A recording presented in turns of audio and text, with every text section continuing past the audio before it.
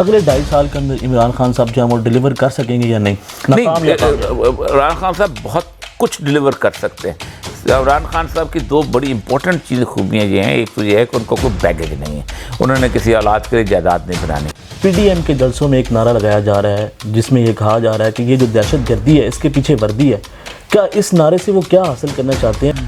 کہ جو لوگ دہشت گردی کو بھگت رہے ہیں ان کو پتہ ہے کہ وردی نہیں ہے اس کے پیچھے، ان کو اندازہ ہے دہشت گردی کہاں ہے اس وقت، وزیرستان میں ہے نا، شمالی علاقے جاتے ہیں، لوگوں کو نہیں پتا کہ کون آگے دھماکے کرتا ہے۔ مطلب یہ کامیاب ہوتے ہوئے نظر نہیں آ رہے۔ پی ڈی ایم خیر بالکل کامیاب نہیں ہوتی، باقی اور بات ہے۔ بلاول بھٹو، مریم نواز، آصفہ بھٹو، کیا یہ موروثی سیاست نہیں؟ ڈیفینیٹلی موروثی سیاست ہے، لیکن موروثی سیاست بھی کام کی ہو نا، ان میں سے کوئی بھی اس قابل نہیں ہے کوئی لیڈر بن سکے۔ السلام علیکم ناظرین، میں ہوں آپ کا میزبان انس کندل، آپ دیکھ رہے ہیں نیا پاکستان۔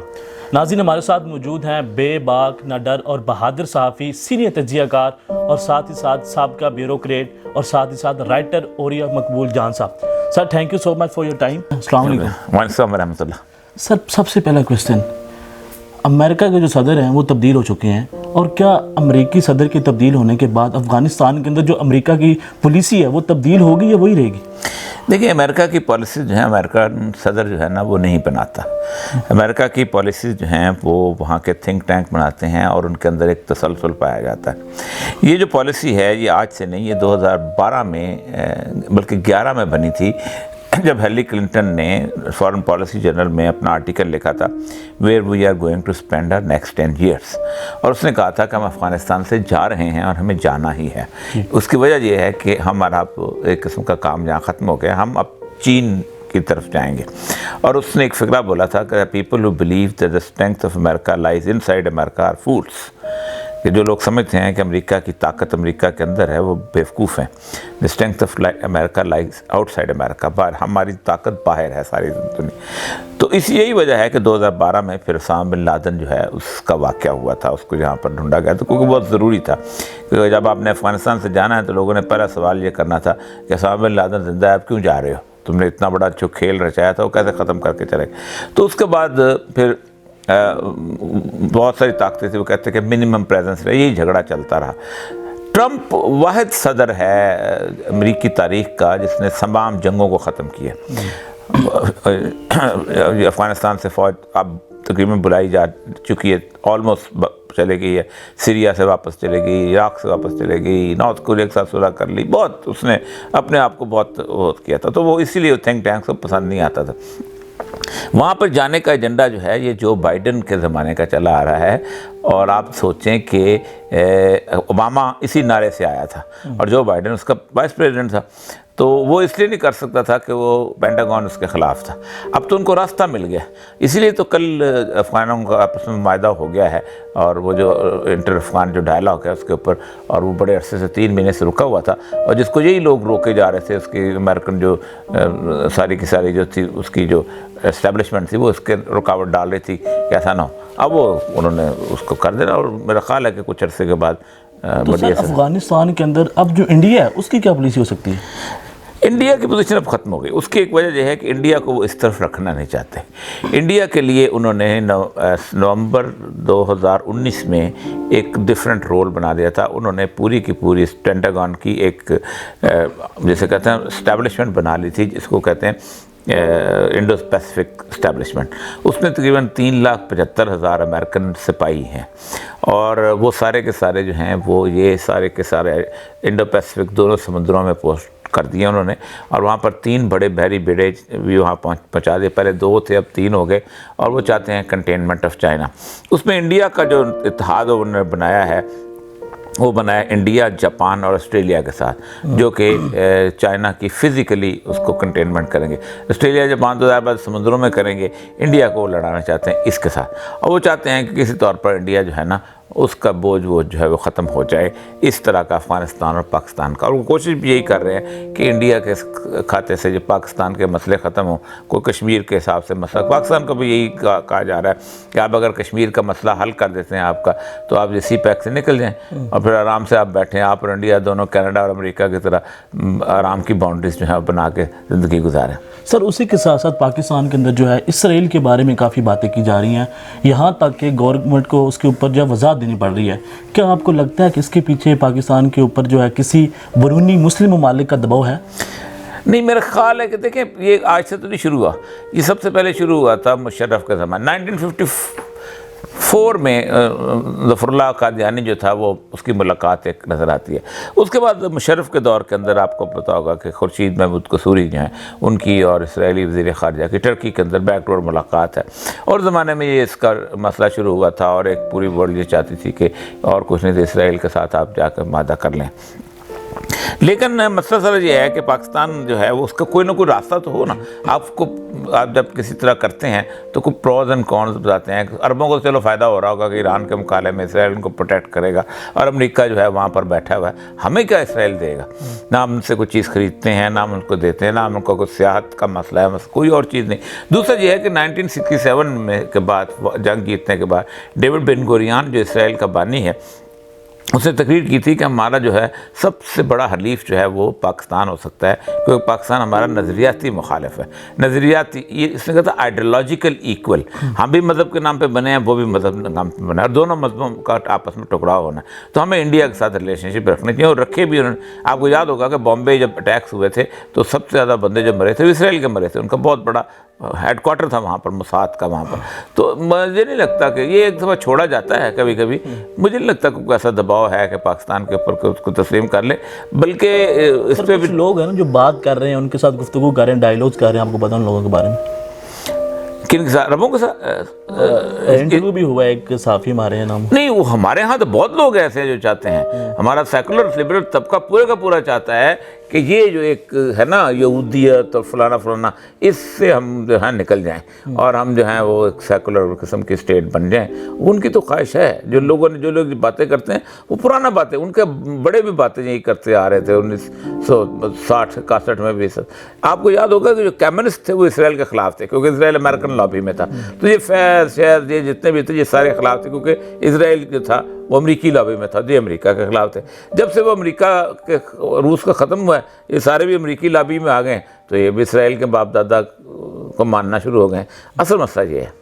اچھا سر، یہ بتائیں کہ کیا پاکستان کی معیشت آئی ایم ایف کے بغیر بہتر نہیں ہو سکتی؟ دنیا کی ہر معیشت آئی ایم ایف کے بغیر بہتر ہوتی ہے. آئی ایم ایف پر ڈیزائن اس لیے کیا گیا ہے کہ دنیا کی معیشت کو خراب کیا جائے، اس کو کنٹرول کیا جائے. آئی ایم ایف بیسیکلی آپ کو کچھ نہیں دیتا. آپ کو پتہ ہے آئی ایم ایف کا جو پیسے ہیں اس میں سے آپ 1 روپیہ بھی خرچ نہیں کر سکتے. آئی ایم ایف کے پیسے ہوتے ہیں وہ پارک ہوتے ہیں. آئی ایم ایف کے جو مذہب میں یہ ہے کہ آپ کو پیسہ خرچ کرنے کے لیے نہیں دیتا، آپ کو فوریکس ریزرو جو ہے وہ بڑھانے کے لیے دیتا ہے. وہ پیسہ اس کا پارک رہتا ہے.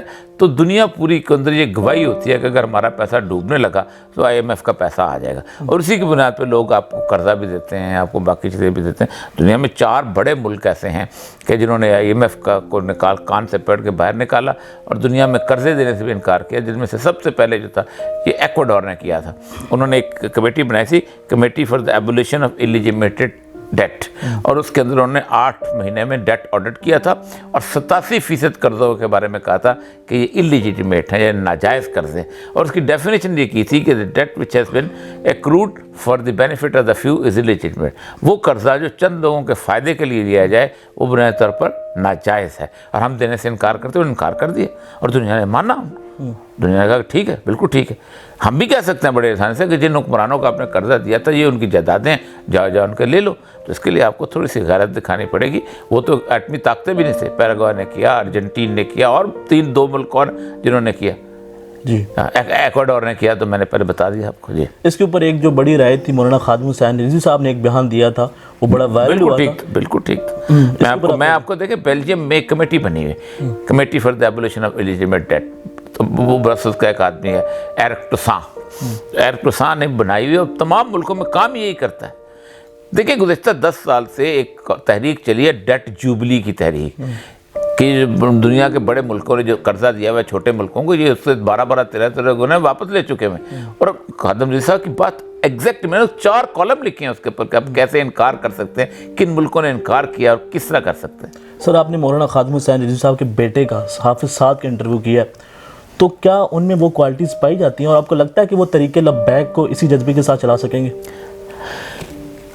توقع رکھنی چاہیے. وہ ہوتا نہیں ہوتا ہے اتنا بڑا آدمی جو ہوتا ہے نا، اس کی ایک خرابی یہ ہوتی ہے کہ اتنا بڑا درخت ہوتا ہے کہ اس کے نیچے کچھ چھوٹا پودا کھڑا نہیں ہو سکتا. یہ بڑے بات کا مسئلہ ہوتا ہے. خادم نذیر بہت بڑا آدمی تھا, بہت بڑا. یعنی آپ اندازہ کریں کہ پورے کا پورا فنومنا جو ہے خادم نذیر کا 5 سال کے اوپر ہے. 5 سال کے اندر ایک شخص اپنے آپ کو اس حد تک مضبوط کرتا ہے, اس حد تک مقبول کرتا ہے کہ دنیا اس کا جنازہ دیکھ کے حیران رہ جاتی ہے. کوئی چھوٹا آدمی تو نہیں تھا نا خادم حسین رضوی. تو بیٹے کو شاید وقت لگے, اور میں نے اب کسی کے بیٹے کو اس طرح آگے بڑھتے دیکھا نہیں آج تک. ویسے بڑے آدمی کے بیٹے, اقبال کا بیٹا نہیں بڑھ سکا, مولانا مودودی کا بیٹا نہیں بڑھ سکا, کسی اور کا بیٹا نہیں بڑھ سکا. اور سر ایک اور کوشچن, آپ بیوروکریٹ رہ چکے ہیں. یہ کہا جاتا ہے کہ بیوروکریسی جو ہے وہ عمران خان کی گورنمنٹ کو نہیں چلنے دی جا رہی, کیا یہ حقیقت ہے؟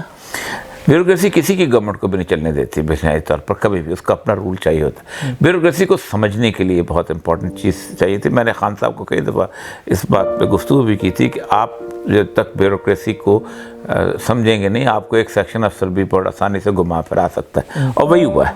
بیوروکریسی جو ہے نا وہ یہ بات بالکل درست ہے کہ بیوروکریسی اس وقت ملک کو نہیں چلنے دی جا رہی. ہاں, بیوروکریسی اپنا رول چاہتی ہے نا, اور آپ اپنا مسئلہ سر یہ ہے کہ اس لیے نہیں چلنے دینا چاہ رہی کہ خان صاحب نے بیوروکریسی کے اندر اپنا انتخاب ہی غلط کیا. خان صاحب کو یہی مشورہ ہم نے دیا تھا کالم میں بھی لکھ کے کہ ایک تیسرا گروپ نہ بنانے کی کوشش کرنا. پہلے ایک نواز شریف نے بنایا تھا, وہ پنجاب کا گروپ تھا. ایک رضائی نے بنایا تھا, وہ سندھی کا گروپ تھا, ٹھیک ہے. اور اب انہوں نے ایک KPK کا گروپ بنا لیا. اب وہ اپنے حساب سے چلتے ہیں اور گروپوں میں تقسیم ہو گئے ہوئے. ایسا نہیں کرنا چاہیے تھا, انہوں نے یہی غلطی تھی.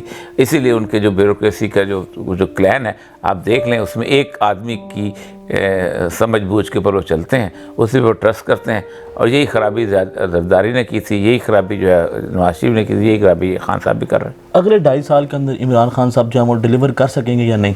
عمران خان صاحب بہت کچھ ڈیلیور کر سکتے ہیں. عمران خان صاحب کی 2 بڑی امپورٹنٹ چیزیں خوبیاں یہ ہیں. ایک تو یہ ہے کہ ان کو کوئی بیگیج نہیں ہے, انہوں نے کسی اولاد کے لیے جائیداد نہیں بنانی, اور دوسرا یہ ہے کہ وہ ایماندار آدمی ہے. لیکن یہ دونوں چیزیں جو ہیں یہ خراب اس وقت ہوتی ہے کہ جب آپ ایک بری ٹیم بناتے ہیں. خان صاحب کا مسئلہ سارا یہ ہے کہ خان صاحب نے ارد گرد جن لوگ اس وقت اکٹھے ہو چکے ہوئے وہ ہے کہ جن کو پاکستان کے الف بے کا نہیں پتہ. یہ وہ لوگ تھے کہ جو سال میں ایک دفعہ باہر سے آتے تھے, اپنا بریف کیس لے کے آتے تھے, اپنا سینیٹائزر ساتھ لے کے آتے تھے, اپنا منرل واٹر ساتھ لے کے آتے تھے, یہاں آ کے جنریٹر لگاتے تھے, اس جنریٹر میں 15 دن رہتے تھے, پاکستان کے نظام کو گالیاں دیتے تھے اور واپس چلے جاتے تھے. ان کو نہیں پتہ کچھ بھی. آپ بڑے بڑے لوگ دیکھ لیں, زلفی بخاری کو کیا پتہ ہے پاکستان کیا ہوتا ہے, ٹھیک, شہباز گل کو کیا پتہ ہے پاکستان کیا ہوتا ہے, کچھ نہیں پتہ ان لوگوں کو. اور دنیا میں جہاں کہیں بھی اس طرح کے ایڈوائزر آئے ہیں, ان ایڈوائزر نے ہمیشہ خان صاحب کو تباہ کیا. خان صاحب کو نکلنا چاہیے ان لوگوں سے. خان صاحب کے اوپر تنقید کی جاتی ہے کہ وہ یو ٹرن لیتے ہیں, کیا یو ٹرن لینا ناکامی ہے یا نہیں, یو ٹرن تو کوئی چیز دیکھیں, دیوار سے سر ٹکرانے سے, منہ ٹکرانے سے بہتر ہے کہ دیوار سے واپس موڑ لیا جائے. وہ کوئی مسئلہ ہے. دیکھیں خان صاحب نے ایک آئیڈلسٹ کی موومنٹ چلائی. دنیا میں کوئی ایسا لیڈر نہیں ہے کہ جو خواب دکھائے اور خواب اس کی زندگی میں پورے ہو جائیں. کسی کی دنیا میں سوائے پیغمبروں کے کسی اور کے ساتھ میں ممکن نہیں تھا.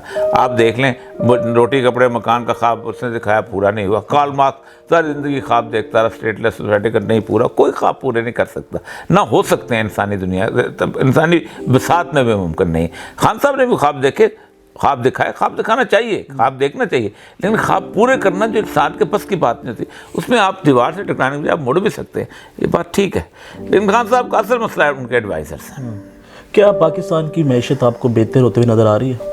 مجھے لگتا ہے کہ بہتر ہو سکتی ہے اگر تھوڑا سا اس کو مزید امپیٹس دیا جائے تو بہتر. مشکل دیکھیں, سب سے بڑی بات یہ ہے اف یو آر آنیسٹ اور آپ کا وین کلیئر ہے تو پھر کوئی مشکل کام نہیں ہوتا. اور لیکن مجھے تھوڑا سا بھی پچھلے 1-2 سال جو انہوں نے ہوا یہ ہے کہ اکانومی کا پاتھ جو ہے نا وہ بڑا لوگوں سے متاثر ہو کے, ظاہر بات ہے آپ کو IMF جو ہے کا مشورہ کون دے گا, بیوروکریٹ ہی دیں گے نا, ٹھیک ہے. انہوں نے پھنسا دیا آپ کو. اب وہ پھنسا میں دیکھیں اس دفعہ اگر کر سکے تو بہتر ہو سکتا ہے, کہ نکل جائیں تو اچھا ہوتا ہے. سر سب سے بڑی وجہ یہ ہے کہ اس وقت جو پاکستان کی عوام ہے ان کو سب سے بڑا جو مسائل جو پیش آ رہے ہیں وہ ہے مہنگائی کے. تو مہنگائی کو کیسے کم کیا جا سکتا ہے؟ دیکھیں مہنگائی کی 2-3 چیزیں ہیں بڑی. دیکھیں رسول اکرم صلی اللہ علیہ وسلم کی, خان صاحب ریاست مدینہ کی بات کرتے ہیں. ریاست مدینہ رسول اللہ صلی اللہ علیہ وسلم نے جو قائم کی تھی وہ بڑی کمال کی تھی. میں معیشت کی بات کر رہا ہوں. آپ صلی اللہ علیہ وسلم جب تشریف لائے تو 4 بازار تھے یہودیوں کے اس وقت دنیا. مدینہ شہر میں کسی نئی بازار کی ضرورت نہیں تھی، لیکن آپ نے کہا کہ نہیں، ہم اپنا بازار خود قائم کریں گے۔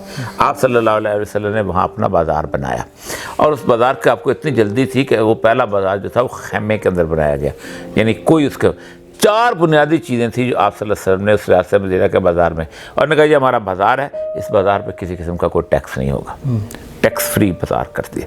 آج کل دنیا میں کاروبار کے لیے ٹیکس فری زون بنائے جاتے ہیں، یہ دبئی کیا ہے؟ ٹیکس فری زون ہے، تاکہ کاروباری آدمی کو بھی بہتری ہوگی اور اس کا اثر جو ہے ٹیکس کا عام آدمی تک نہیں پہنچے گا، ٹیکس نہیں ہوگا تو۔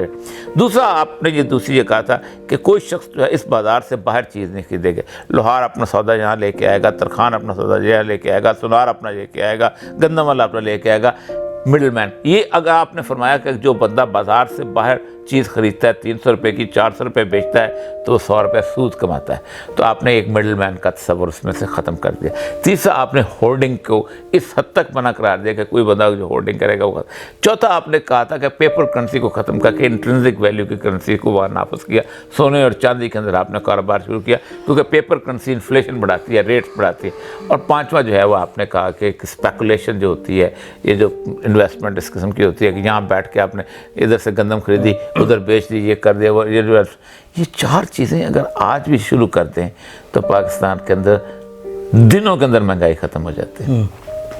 سر اسی کے ساتھ پی ڈی ایم کے جلسوں میں ایک نعرہ لگایا جا رہا ہے جس میں یہ کہا جا رہا ہے کہ یہ جو دہشت گردی ہے اس کے پیچھے وردی ہے، کیا اس نعرے سے وہ کیا حاصل کرنا چاہتے ہیں؟ کیا وہ اپنے جو مقصد ہے وہ حاصل کر سکیں گے؟ یہ نعرہ لگا تھا مشرف دور میں شروع ہوا تھا نعرہ جو تھا، اور اس کے نعرے کے اندر سارے مل کے اس میں شریک تھے، تو لیکن اس نعرے سے کیا ہوگا؟ کچھ نہیں، چند لوگوں کو اندازہ ہے تو ہے نا کہ جو لوگ دہشت گردی کو بھگت رہے ہیں ان کو پتہ ہے کہ وردی نہیں ہے اس کے پیچھے، ان کو اندازہ ہے دہشت گردی کہاں ہے اس وقت، وزیرستان میں ہے نا، شمالی علاقے جاتے ہیں، ان لوگوں کو نہیں پتا کہ کون آگے دھماکے کرتا ہے، ان لوگوں کو نہیں پتا کہ طالبان تحریک طالبان پاکستان ہے کون، کس کی ہے، کس جگہ سے، ان لوگوں کو نہیں پتا کہ ہمارے گھروں کو پروٹیکٹ کون کرا، سب کو پتا ہے، ہر بندے کو اندازہ ہے۔ وہ گزر گیا مشرف کا دور جو تھا نا، جب وہ آپ نے امریکہ کا ساتھ دیا تھا اور پھر اس کے بعد آپ کا ایک بہت بڑا عذاب آ گیا تھا آپ کے، مطلب یہ کامیاب ہوتے ہوئے نظر نہیں آ رہے۔ پی ڈی ایم خیر بالکل کامیاب نہیں ہوتی، باقی اور بات ہے، پی ڈی ایم کامیاب نہیں ہوتی نظر۔ سر بلاول بھٹو، مریم نواز، آصفہ بھٹو، کیا یہ موروثی سیاست نہیں؟ ڈیفینیٹلی موروثی سیاست ہے، لیکن موروثی سیاست بھی کام کی ہو نا، ان میں سے کوئی بھی اس قابل نہیں کوئی لیڈر بن سکے۔ نہیں، کیسے کہا جا سکتا کہ یہ ہمارے لیڈر ہیں؟ نہیں، دیکھیں میں موروثی سیاست کے نہ حق میں نہ خلاف میں ہوں، یہ بالکل غلط بات ہے کہ ایک آدمی کا بیٹا اگر لائق ہے تو قیادت قائد نہیں ہو سکتا، کیوں نہیں ہو سکتا؟ یہ کس نے کہہ دیا؟ لیکن ہاں قائد قابل تو ہو نا بھائی، یہ مطلب اعتزاز حسن کے مقابلے میں بلاول بھٹو کو میں پریفر نہیں کر سکتا۔ ہاں اگر بے نظیر کے گھر میں اعتزاز حسن پیدا ہو جائے اس کو پورا حق آ جائے اوپر۔ اسی طرح سر بیرونی فنڈنگ سے چلنے والا جو ہمارا تعلیمی نظام ہے، کیا عمران خان صاحب یکساں تعلیمی نصاب کو لاگو کر سکیں گے؟ بہت ضروری ہے، بہت ضروری ہے۔ دنیا کی 5000 سال کی تاریخ میں کوئی ایک قوم ایسی نہیں جس نے کسی دوسرے کی زبان میں علم حاصل کیا اور ترقی کی ہو۔ 24 لاکھ کے ملک ہیں، 25 لاکھ کے ملک ہیں، ناروے ہے، سویڈن ہے، ڈینمارک ہے، آئس لینڈ ہے، فن لینڈ ہے، سوئٹزرلینڈ ہے، اپنی زبان میں پی ایچ ڈی تک کرواتے ہیں۔ جب تک آپ اپنی زبان میں علم شروع نہیں کریں گے آپ ترقی کر ہی نہیں سکتے، آپ زیرو پہ رہیں گے۔ اور یہ مقبول صاحب کیا کہتے ہیں کہ یہ حکومت کتنی حد تک جو ہے وہ کامیاب ہوگی؟ کیا اگلی الیکشن کے اندر عمران خان صاحب سلیکٹ ہوں گے؟ دیکھیں یہ پتہ چلے گا الیکشن سے 1 سال پہلے، جب آپ کے اہداف کا مسئلہ، ابھی تو کچھ پتہ نہیں چل سکتا، ابھی الیکشن ہو جائے تو شاید کامیاب نہ ہو۔ لیکن سب سے بڑی عمران خان کی کامیابی پتہ کیا ہے کہ باقی جو 2 ہیں نا ان سے بھی لوگ انہوں نے بھر پائے ہوئے ہیں، وہ ان سے بھی اصل میں مقابلے میں جو لوگ ہیں ان کو لوگوں نے بڑی آسان دیکھا ہوا ہے اور وہ ان سے بھی تنگ ہیں۔